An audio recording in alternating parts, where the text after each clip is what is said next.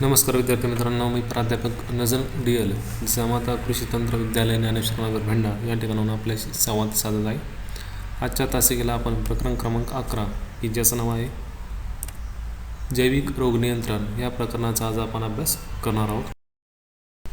आजच्या तासिकेला आपण जैविक रोग नियंत्रण व्याख्या, महत्त्व, तत्वे, फायदे इत्यादी बाबींचा आज आपण अभ्यास करणार आहोत.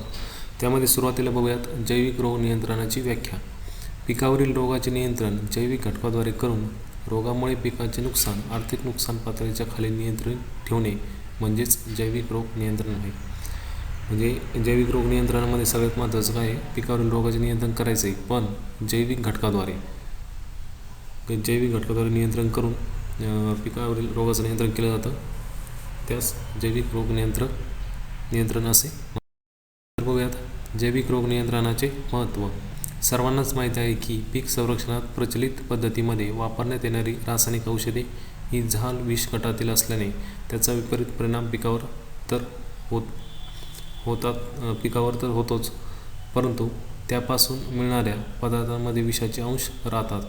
ही विष हाताळणाऱ्या किंवा वापरणाऱ्या व्यक्तीवर त्याचे परिणाम तर होतातच, परंतु त्याच्या वापराने पर्यावरणाचे प्रदूषण होते. कालानुपरत्वे या रसायनाच्या विरोधात पिकांच्या रोगजंतूंमध्ये प्रतिकार क्षमतेची वाढ झाल्याने आढळून आले आहे.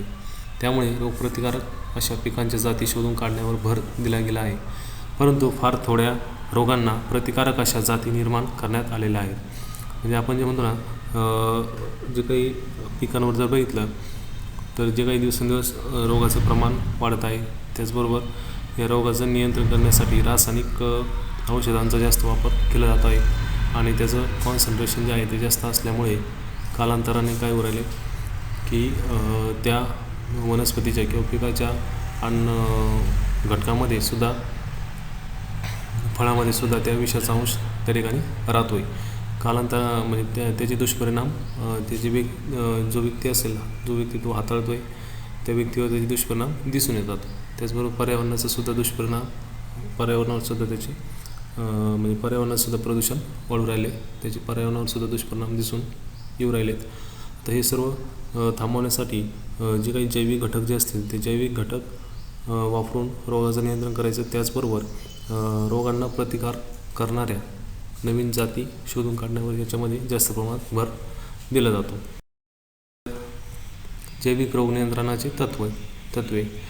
पिकावरील रोगाचे जैविक नियंत्रण अर्थपूर्ण होण्यासाठी खालील जैविक रोग नियंत्रणाच्या तत्वांचा अवलंब केल्यास निश्चितपणे रोगांचा प्रादुर्भाव कमी होईल.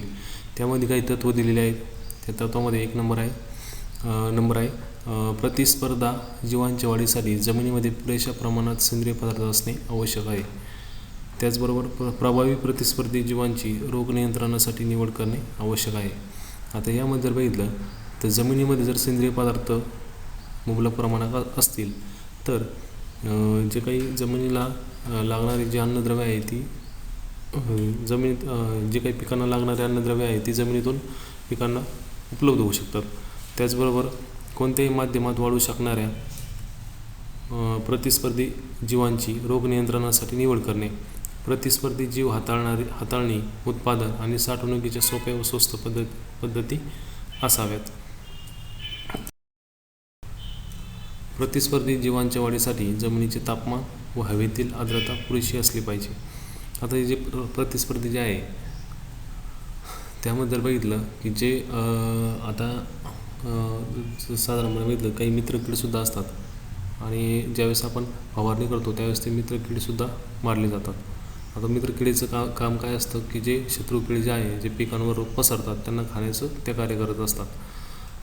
आता त्यामध्ये जर बघितलं तर जैविक घटक जर वापरले तर प्रामुख्याने काय होते, जे मित्रकीटक असतात ते मरत नाहीत आणि जे शत्रुकीड असतात त्यांचं प्रमाणसुद्धा कमी होतं.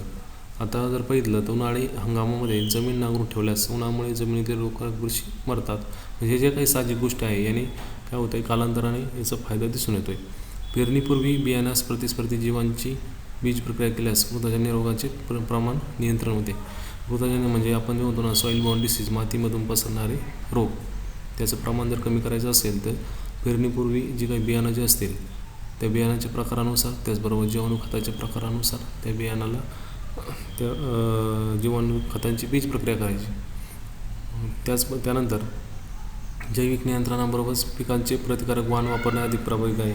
म्हणजे जे काही मातृवाण जे आहे, मातृवाणापेक्षा जे काही संकरित वाण असतात बघा, संकरित वाण, त्याचबरोबर आता संकरित वाणामध्ये काय असतं, उत्पादन क्षमता जास्त असते. त्यानंतर जे काही सुरुवातीच्या अवस्थेमध्ये जे रोग पडतात त्या रोगाला प्रतिकार करण्याची क्षमता या वाणामध्ये असते. म्हणजे जैविक नियंत्रण तर करायचंच, त्याचबरोबर प्रतिकार करणारे वाणसुद्धा त्या ठिकाणी वापरायचे. आता प्रतिकार करणारे वाण म्हणजे रोगाला प्रतिकार करणारे वाण त्या ठिकाणी वापरायचे. त्यानंतर जैविक नियंत्रणाचे फायदे. आता जैविक नियंत्रण जर केलं, जैविक घटक वापरून जैविक नियंत्रण जर केलं तर त्याचे फायदे काय होतात. रासायनिक घटकांचा वापर करून रोग नियंत्रण करण्याच्या तुलनेत ही पद्धत कमी खर्चिक आहे. म्हणजे याला खर्च कमी लागतो. पीक उत्पादनामध्ये रासायनिक अंश राहत नाही. आता जैविक घटक असल्यामुळे रासायनिक अंशाचा प्रश्नच येत नाही. पिकावरील व जमिनीमधील उपयुक्त जीवजंतूची हानी होत नाही. हा सगळ्यात महत्त्वाचा फायदा आहे. हे जीवजंतू जे असतात ते काय करतात, जमिनीमध्ये असणारं जो काही पिकाचा काळी अवशेष जे पडतात त्याचं विघटन करण्याचं कार्य जीवजंतू करत असतात. आणि त्यातून जे काही अन्नद्रव्य जे आहेत, नत्रस्फुरत पालाश, ते पिकांना उपलब्ध करून देण्याचं कार्यसुद्धा जीवजंतू करतात. म्हणजे त्यांची हानी यामधून होत नाही. जैविक नियंत्रण जर केलं तर जमिनीमध्ये उपयुक्त जीवजंतूची हानी होत नाही. त्यानंतर रासायनिक रोगनाशकांचा वापर वारंवार करावा लागतो, परंतु जैविक साधने एकदाच वापरावी लागतात. बुरशीनाशक रसायनापेक्षा जैविक साधने ही मृदाजन्य रोगांसाठी जास्त परिणामकारक आहेत. आता रसायनापेक्षा जर बघितलं तर प्रामुख्याने जैविक साधने जर वापरली तर मृदाजन्य रोग जे आहे, म्हणजे मातीमधून पसरणारे रोग ते. त्यानंतर जैविक साधने सातत्याने वापरल्यास त्यांची रोगजंतूमध्ये प्रतिकारक्षमता निर्माण होत नाही. रासायनिक नियंत्रणामुळे होणारे हवा, पाणी व जमीन यांचे प्रदूषण जैविक नियंत्रणामध्ये टाळले जाते. आता पाणी, हवा आणि जमीन यांचं प्रदूषण होत नाही जैविक नियंत्रणाद्वारे. रासायनिक नियंत्रणामुळे ते होत आहे. रासायनिक नियंत्रणामध्ये असलेले सर्व धोके जैविक नियंत्रणामध्ये टाळले जातात. विषाणूजन्य रोगांच्या नियंत्रणासाठी जैविक नियंत्रण पद्धत कार्यक्षम आहे आणि रोग नियंत्रणाबरोबर पर्यावरणामधील जैविक समतोल टिकवला जातो. म्हणजे जैविक नियंत्रणाचा पिकांसाठी तर फायदा आहेच, त्याचबरोबर पर्यावरणाला सुद्धा फायदा आहे. त्याचबरोबर हवा, पाणी व जमीन यांचं प्रदूषण त्या ठिकाणी टाळलं जाऊ शकतं. रासायनिक नियंत्रणामध्ये जे धोके निर्माण होतात ते धोके जैविक नियंत्रणामध्ये टाळले जातात. धन्यवाद.